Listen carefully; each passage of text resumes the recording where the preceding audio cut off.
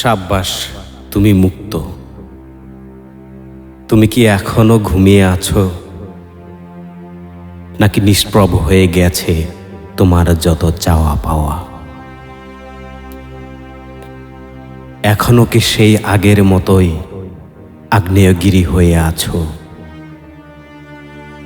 আমি যে ভয়ে ছিলাম, আতঙ্কে ছিলাম, আমায় যদি জ্বলন্ত লাভায় ফেলে ভস্মীভূত করো। ভয়ে ছিলাম তুমি যদি আমার অস্তিত্বটুকু না রাখো, তাই দূরত্ব বজায় চলছিলাম। এখন তুমি কি শান্ত হয়েছ?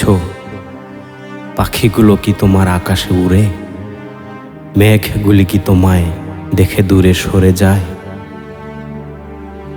নাকি তোমায় ভালোবেসে আলিঙ্গন করে? তিন সন্ধ্যায় কি তোমার ঘরের চালে চড়ুই পাখির কোলাহল শোনো? পাখি ছানাদের কিচিরমিচির শোনো? যদি শোনো, তাহলে সাব্বাস, তুমি মুক্ত। এখন আমি তোমার আকাশে মুক্ত বিচরণ করব, পাখিদের সাথে মেঘের রাজ্য পেরিয়ে দিগন্তে উড়ে যাব। আবার নিমিষেই তোমার কাছে আসব। ভাটিবেলার সূর্যের আলোতে রঙিন করব, তোমারই অধিকার থাকব সেই লাল কালো মেঘে। জোরে সুরে বলবে, দেখো না, দেখো না, সূর্য ডুবে যাচ্ছে।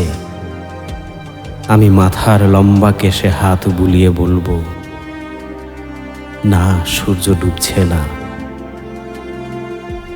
সে তো নতুন নিয়ে ভোর সকালেই আসছে। তুমি যদি চাও, আমি তোমাকে সূর্যের আগমন দেখাবো। তুমি কি যাবে? উত্তরে তুমি যদি বলো, হাতে হাত রেখে, যেখানে ইচ্ছে নিয়ে যাও। দেখবে, তুমি দেখবে, তোমায় নিয়ে গহীন জঙ্গল পাড়ি দেব।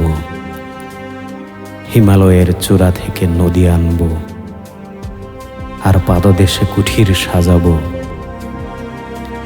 যেখানে তুমি, আমি আর আমাদের ভবিষ্যৎ থাকবে।